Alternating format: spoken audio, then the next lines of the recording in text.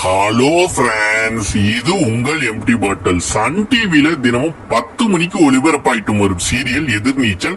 இந்த சீரியல் இதுக்கு முன்னாடி 9 மற்றும் 9:30 மணிக்கு ஒளிபரப்பு செஞ்சுட்டு வந்தாங்க. இந்த எதிர்நீச்சல் சீரியல் பார்ட் 2ல லீடிங் ஹீரோயினை மட்டும்தான் மாத்தினாங்க. மதுமிதாவுக்கு பதிலா பார்வதி அவர்கள் நடிச்சுட்டு வந்துட்டு இருக்காங்க. இதுல ஒரு முக்கிய கதாபாத்திரத்துல ஈஸ்வரிங்கிற கேரக்டர்ல கனிகா நடிச்சுட்டு வந்துட்டு இருந்தாங்க.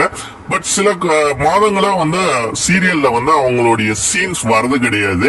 அவங்க கோமாலேயே இருக்கிற மாதிரி கதைக்களத்தை மூவ் பண்ணாங்க. பட் நம்மளும் ஒரு ரீசெண்டா ஒரு வீடியோல சொன்னோம், திருப்பி ஈஸ்வரி கேரக்டர் கம்பேக் வரப்போகுதுன்னு. அதுல கனிகாவே நடிப்பாங்களா இல்ல தேவயானி நடிக்கிறதுக்கு கூட வாய்ப்பு இருந்ததா சொல்லப்பட்டுச்சு.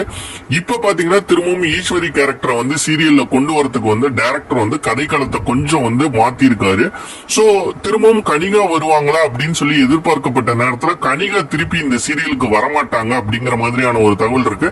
அப்ப அந்த ஈஸ்வரி கேரக்டர்ல வேற புது ஆளை கொண்டு வர போறாங்களான்னா ஆமா. இதுக்கு முன்னாடி சன் டிவில பொம்மலாட்டம் அப்படிங்கிற ஒரு சீரியல்ல ஹீரோயினா பண்ணாங்க ஸ்ரீஜா அப்படின்னு சொல்லி ஒரு ஹீரோயின்.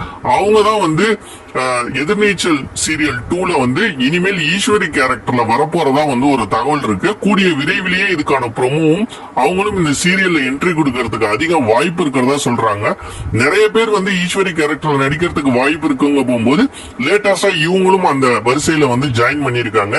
நீங்க என்ன நினைக்கிறீங்க? ஈஸ்வரி கேரக்டர்ல கனிகாவே தொடர்ந்து நடிக்கணுமா இல்ல ஒரு புது ஆள் வந்தா நல்லா இருக்கும் அப்படிங்கறத நினைக்கிறீங்களா? மறக்காம கமெண்ட் செக்ஷன்ல கமெண்ட் பண்ணுங்க. வீடியோ மறக்காம லைக் பண்ணுங்க, ஷேர் பண்ணுங்க, கமெண்ட் பண்ணுங்க. நம்ம சேனலை சப்ஸ்கிரைப் பண்ணுங்க. நன்றி.